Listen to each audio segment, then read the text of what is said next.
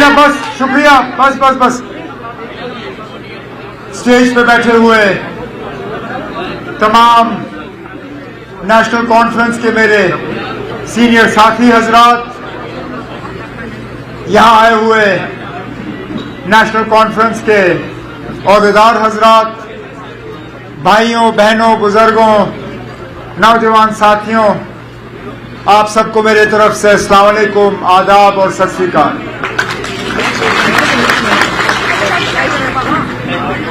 आज शेर कश्मीर भवन में नेशनल कॉन्फ्रेंस की इस फौज को यहां जमा हुए देख के दिल खुश हो जाता है, क्योंकि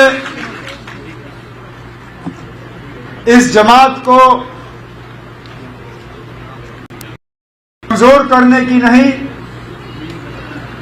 मिटाने की एक मुकम्मल कोशिश की गई थी पिछले 8-10 साल के दौरान।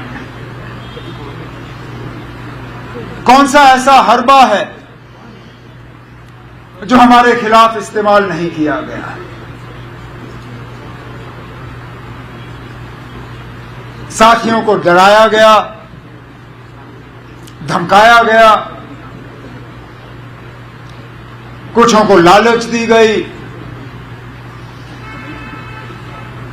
कुछों को और झांसे दिए गए। अक्सर बेशतर नेशनल कॉन्फ्रेंस के जो सतून हैं वो जमात के साथ जुड़े रहे। उन्होंने इन साजिशों को कामयाब होने नहीं दिया, उन्होंने इन ताकतों का मुकाबला किया। एक दो बह गए, जाते जाते उनकी भी गलतफहमी थी, कहीं जाने से ये जमात खत्म हो जाएगी। लेकिन बार बार नेशनल कॉन्फ्रेंस जमात और नेशनल कॉन्फ्रेंस के वर्करों ने यह साबित किया है कि ये जमात नेशनल कॉन्फ्रेंस की लीडरों की जमात नहीं है, ये जमात नेशनल कॉन्फ्रेंस के वर्करों की जमात है।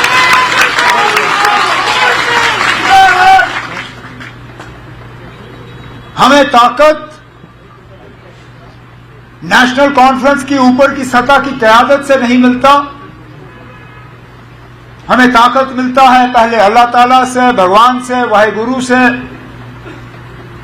उसके बाद ताकत मिलता है जम्मू कश्मीर की आवाम से और नेशनल कॉन्फ्रेंस की वर्कर से।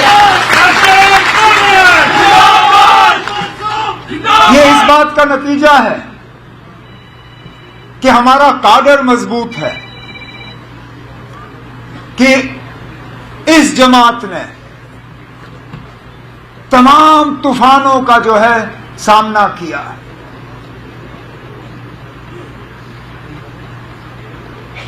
वो कहते हैं ना, फनूस बन के जिसकी हिफाजत हवा करे, वो शमा क्या बुझे जिसको रोशन खुदा करे। हमें बुझाने में मुझे बताएं ना, कौन सी कसर बाकी रखी गई थी?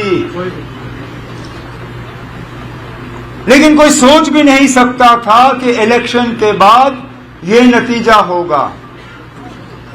और मैं जम्मू कश्मीर के लोगों को आज इस स्टेज के माध्यम से सलाम करना चाहता हूं, जिस तरह उन्होंने अपने वोटों का इस्तेमाल किया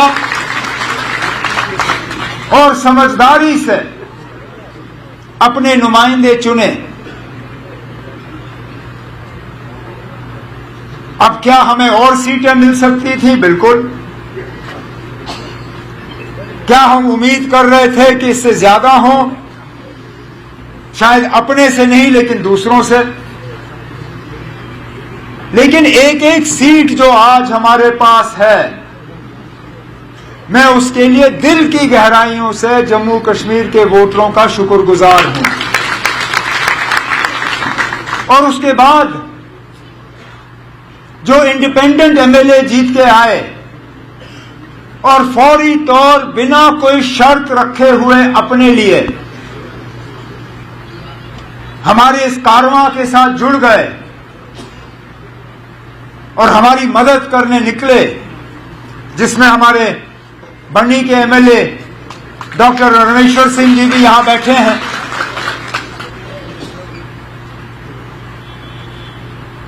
इलेक्शन के बाद जब इनसे मुलाकात हुई, जब बाकियों से मुलाकात हुई, इनमें से एक ने भी अपने लिए नहीं मांगा। जब बात की तो जम्मू कश्मीर के आवाम के हवाले से बात की, अपने असेंबली सेगमेंट के हवाले से बात की, अपने डिस्ट्रिक्ट के हवाले से बात की और कहा कि लोगों के जो मुतालबे हैं, मुश्किलात हैं, उनका अब हल होना चाहिए। हम बेसब्री से इस दिन का इंतजार करते रहे। 2018 में लोगों की चुनी हुई हुकूमत जब चली गई तो तब से लेके आज तक लोगों ने दरबदर की ठोकरें खाई, मुसीबतों का सामना किया, उनकी आवाज कहीं पहुंची नहीं। मायूसी, परेशानी, दुख, दर्द। लेकिन आज मैं जम्मू कश्मीर के लोगों को यह यकीन दिलाना चाहता हूं कि अब आपकी सुनवाई होगी, आपकी आवाज अंधेरे में गायब नहीं होगी, आपके मुतालबे नहीं रहेंगे, आपके मुश्किलात जो हैं इंशाअल्लाह आगे जाके उन मुश्किलात को हम हल करके ही अपने आप को दोबारा लोगों के सामने पेश करेंगे। इलेक्शन के नतीजे निकले ही नहीं थे कि हमारे कुछ मेहरबान ये शोशा डालना शुरू कर गए थे कि आप जम्मू का कुछ नहीं होगा, जम्मू को नजरअंदाज किया जाएगा, जम्मू को सजा दी जाएगी कि उन्होंने नेशनल कॉन्फ्रेंस के उम्मीदवार या कांग्रेस के उम्मीदवार को यहां से चुना नहीं। और मैंने पहले दिन से कहा, मैंने कहा यह हुकूमत सबकी होगी, इसमें नुमाइंदे सबके होंगे, इसमें आवाज सबकी होगी और हम खिदमत सिर्फ उन लोगों की नहीं करेंगे जिन्होंने नेशनल कॉन्फ्रेंस या अलायंस को वोट दिए। हम अगर खिदमत करेंगे तो पूरे जम्मू कश्मीर की आवाम की खिदमत करेंगे। डिप्टी सीएम बनाना कोई मजबूरी नहीं थी ना। इससे पहले भी जम्मू के डिप्टी सीएम बने हैं, लेकिन वो कोalition में मजबूरी की वजह। मुफ्ती मोहम्मद सैयद साहब अल्लाह मगफिरत करे उन्हें, जब वो वजीर आला बने तो कांग्रेस के साथ उनका अलायंस था, अलायंस को उन्होंने औहदे देने थे। मंगत राज शर्मा जी डिप्टी सीएम बने। जब गुलाम नबी आजाद साहब जम्मू से सीएम बने, डिप्टी सीएम बनाना था, कश्मीर को डिप्टी सीएम का दर्जा मिला। जब 6 साल मेरी हुकूमत चली, वजीर आला के तौर पे मैंने जम्मू कश्मीर की खिदमत की। अलायंस की मजबूरी थी कि ताराचंद जी को हम डिप्टी सीएम बनाएं। इस बार फिलहाल कांग्रेस ने अभी तक मिनिस्ट्री में जो है शामिल होने का जो है कोई फैसला लिया नहीं है, लेकिन हमने तब भी डिप्टी सीएम बनाया और डिप्टी सीएम भी उसी पार्टी का जिस पार्टी का सीएम। ये उन लोगों के लिए जवाब है जो पिछले इलेक्शन में नेशनल कॉन्फ्रेंस के खिलाफ उंगली उठा के कहते थे कि ये मुसलमानों की पार्टी है। इस पार्टी में मुसलमानों के अलावा किसी के लिए जगह नहीं। कहते थे ये कश्मीरियों की जमात है, यहां जम्मू का कोई नहीं होगा। कहते थे ये खानदानी राज वाले लोग हैं, इनको खानदान के अलावा कुछ दिखता नहीं। जब डिप्टी सीएम बनाना था, जम्मू से बनाया, हिंदू बनाया, और मेरे खानदान से उसका कोई लेना देना नहीं है।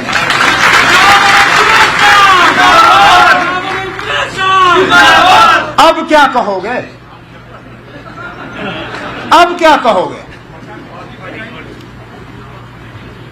क्योंकि सवाल तो हम आपसे भी बहुत कर सकते हैं, लेकिन आज मैं इस मौके का उस चीज के लिए इस्तेमाल नहीं करना चाहूंगा, क्योंकि लोगों ने जवाब दे दिया। जिस तरह डिलिमिटेशन कराई गई थी ताकि एक पार्टी को उसका फायदा हो, जिस तरह रिजर्वेशन में तब्दीली लाई गई ताकि एक पार्टी उसका फायदा ले, जिस तरह हुकूमत ने अपने मशीनरी का इस्तेमाल किया ताकि एक पार्टी को फायदा हो, उसका नतीजा आपके सामने है।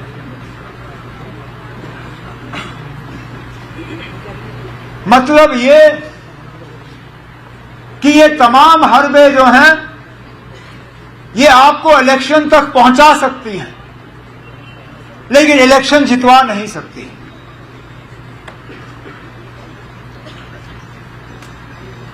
लेकिन आसान काम मुझे लगता है हमने कर दिया है यहां तक पहुंच के। अब हमारे लिए मुश्किल काम शुरू हो जाता है, क्योंकि हमने लोगों की उम्मीदों के बराबर उतर आना है। हमने लोगों के मुश्किलात हल करने हैं, हमने यहां की परेशानियों को दूर करना है, हमने लोगों की शिकायतों को कम करना है, हमें हुकूमत और लोगों के दरमियान जो फासला है उसको कम करना है।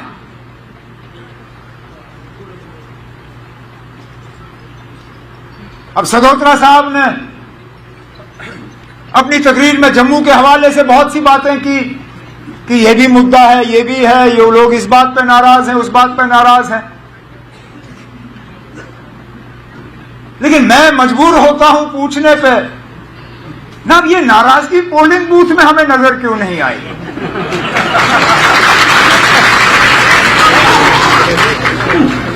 कश्मीर, लेकिन अपनी नाराजगी का इजहार वोट के जरिए किया। चिनाब में भी लोग नाराज थे, वोट के जरिए इजहार किया। रजौरी पुंछ में भी नाराज थे। डिलिमिटेशन, रिजर्वेशन, सब चीजों को एक तरफ रख के वोट के जरिए अपनी नाराजगी को वहां पे दर्ज किया। कहने के लिए तो हम सुनते हैं कि जम्मू वाले भी नाराज हैं।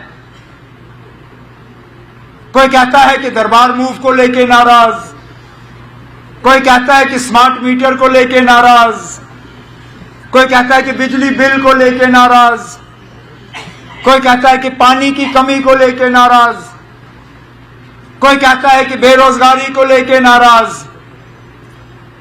लेकिन ये नाराजगी जो है पोलिंग बूथ, वोटिंग बूथ में हमें नजर नहीं आया।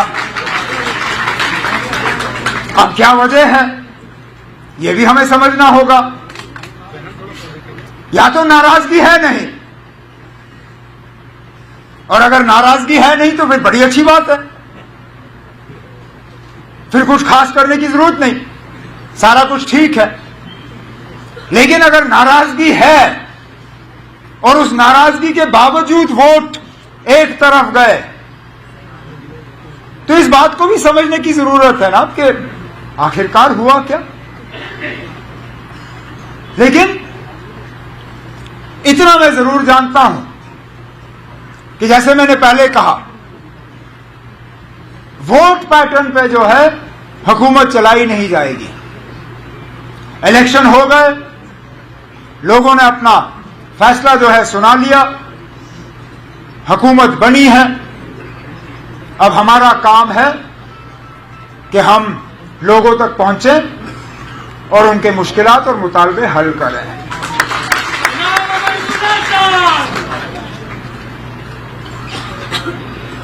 हमारे पार्टी के वर्करों की भी बहुत उम्मीदें हैं।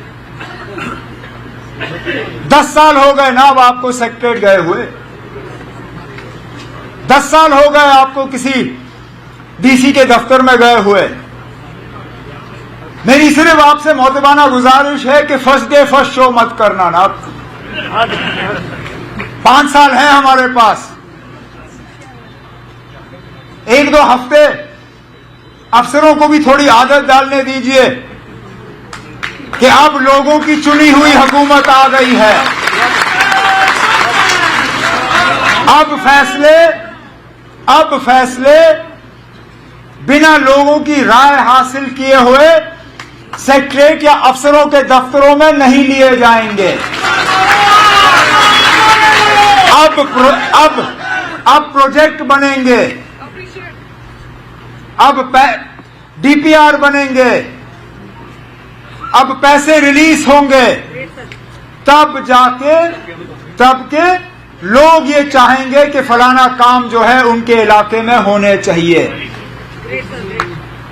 मैंने पहले ही सेक्रेटरीट में अफसरों से कहा हुआ है कि खासकर जो पंचायतों के प्रोजेक्ट बने इस साल, जो ब्लॉक के बने, जो डीडीसी के बने, जिनमें लोगों के नुमाइंदों की राय नहीं ली गई, चाहे वो डिस्ट्रिक्ट के लेवल पे हमारे चेयरपर्सन शमशाद शान क्यों ना हो, पूजा ठाकुर जी क्यों ना हो, बाकी क्यों ना हो, हमारे एमएलए हजरात, चाहे डॉक्टर रमेश्वर सिंह जी हों, सजाद शाहीन साहब हों, राजू साहब हों, जावेद साहब हों, बाकी हैं। अब मैं इनसे गुजारिश करूंगा कि मेहरबानी करके उन सब कामों को आप रिव्यू करके देख लीजिए कि क्या वाकई ये लोगों के मतलब के काम हैं, तब जाके ये उठने चाहिए और तब जाके इन पे अमल होना चाहिए।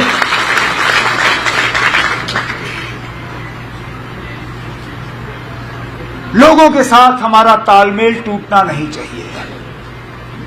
हुकूमत में सबसे बड़ा खतरा ये रहता है कि हुक्मरान और जो वोटर हैं उनके दरमियान फासला बढ़ जाता है। हम जो चुन के आए हैं, हमारा फर्ज बनता है कि हम इस फासले को कम करें। और मैंने ये तय किया है कि जहां जहां कहीं पे भी सरकारी कोई फंक्शन होगा, वहां पे अलग मैं अपने तंजीम के साथियों को कहूंगा कि वहां पे आए, जमा हों, और मैं उनके लिए अलग वक्त मुकर्रर करूंगा।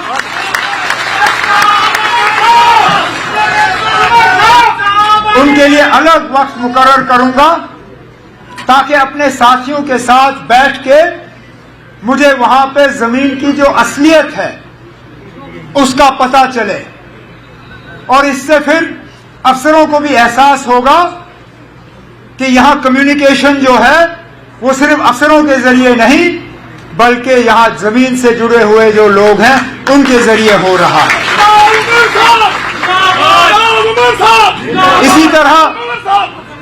इसी तरह मैं अपने मीडिया के साथियों को ये यकीन दिलाना चाहूंगा कि मेरी हुकूमत के तरफ से आपके साथ कोई सख्ती नहीं होगी, कोई नाइंसाफी नहीं होगी।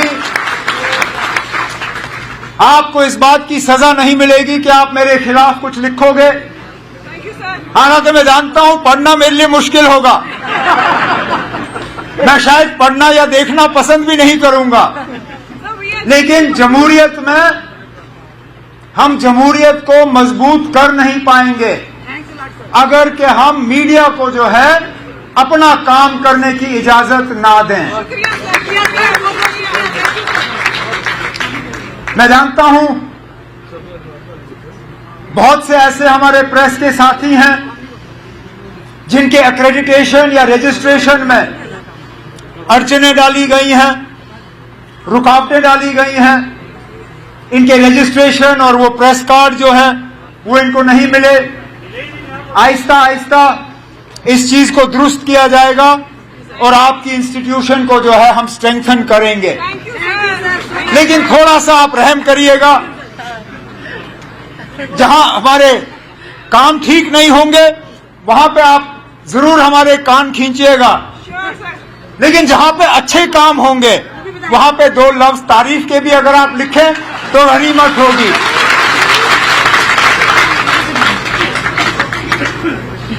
इस साल हमने सियासत के अलावा कुछ नहीं किया, थक गए ना।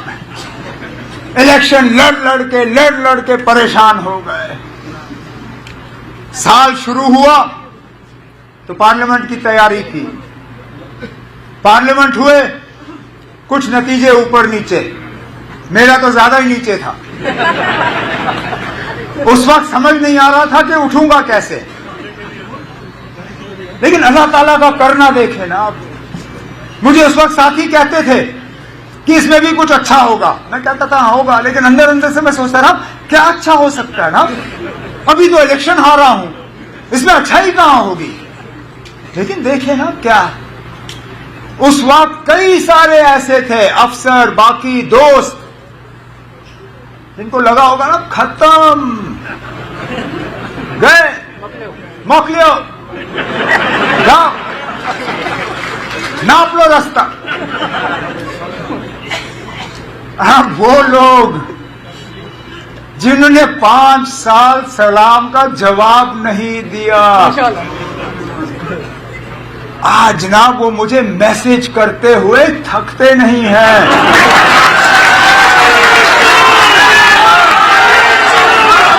मैं कहता हूं ना, कुदरत भी क्या चीज है। 5 साल एक मैसेज भी नहीं कि जनाब आप ठीक हो, जिंदा हो, हम क्या कुछ आपके लिए कर सकते हैं या नहीं। अब मैं सुबह उठता हूं तो गुड मॉर्निंग सर, 1 बजे फोन देखता हूं तो सर लंच के लिए क्या खाया, 8 बजे फोन देखता हूं सर डिनर में क्या था, आपके लिए कुछ भेजूं तो नहीं, और 10 बजे रात को गुड नाइट सर, प्लीज अच्छे से सो जाइए।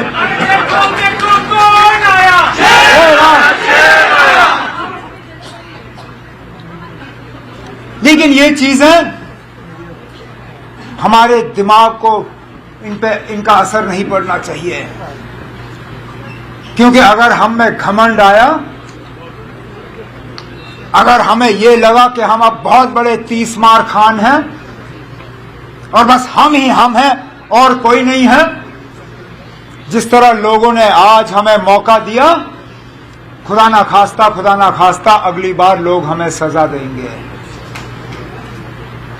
तो पहले दिन से हमें यह तय करना है कि हम इस हुकूमत का गलत इस्तेमाल नहीं करेंगे,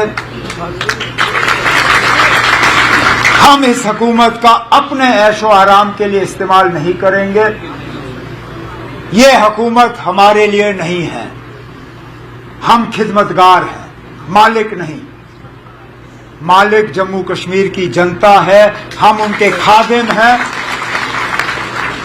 हमें सिर्फ काम करना है, लोगों के काम करने हैं आपके। और मैं इसी बात पे अपनी तकरीर जो है खत्म करूंगा कि हमारी 24 घंटे यही कोशिश होगी कि हम आपके मुश्किलात और परेशानियों को कम करें और आपके चेहरों पे दोबारा वो मुस्कुराहट लाएं, जो मुस्कुराहट आपके चेहरों पे पिछले 6-8 साल से हम देख नहीं पाए। मैं जनाब सदोत्रा साहब को, रतन लाल गुप्ता साहब को, अपने तंजीम के बाकी साथियों को, अपने विमेंस विंग के जो सीनियर लीडर हैं यहाँ पे, इनको, अपने यूथ, अपने पेरेंट विंग, और जाते जाते मैं इतना जरूर कहना चाहूंगा, मेरे जो साथी आगे तरक्की करने की उम्मीद लगाए बैठे हैं। दिल छोटा मत करो ना। अब हमें 5 साल का अरसा दिया हुआ है। फिलहाल हम यूटी हैं, ये भी ज्यादा रहेगा नहीं। हम अपने हकूक हासिल करेंगे। हमसे जो लिया गया है उसके लिए हम जिद्दोजहद करेंगे। कोई रूठने की जरूरत नहीं है, कोई मायूस होने की जरूरत नहीं है। हमें मौका मिला है लोगों की खिदमत करने की, इंशाल्लाह खिदमत करते रहेंगे। मैं अपने साथियों का आज के प्रोग्राम पे और इस वालिहाना इस्तकबाल के लिए शुक्रिया करता हूं, लेकिन उससे ज्यादा मैं आप सबका जो इन 2 इलेक्शनों में आपने मेहनत की, चाहे नेशनल कॉन्फ्रेंस के लिए, कांग्रेस के लिए या अलायंस के लिए, दिल की गहराइयों से आपका शुक्रिया करता हूं। और इस इलेक्शन पे कामयाबी हासिल करने के लिए आप एक एक को मुबारकबाद पेश करता हूं। बहुत बहुत शुक्रिया।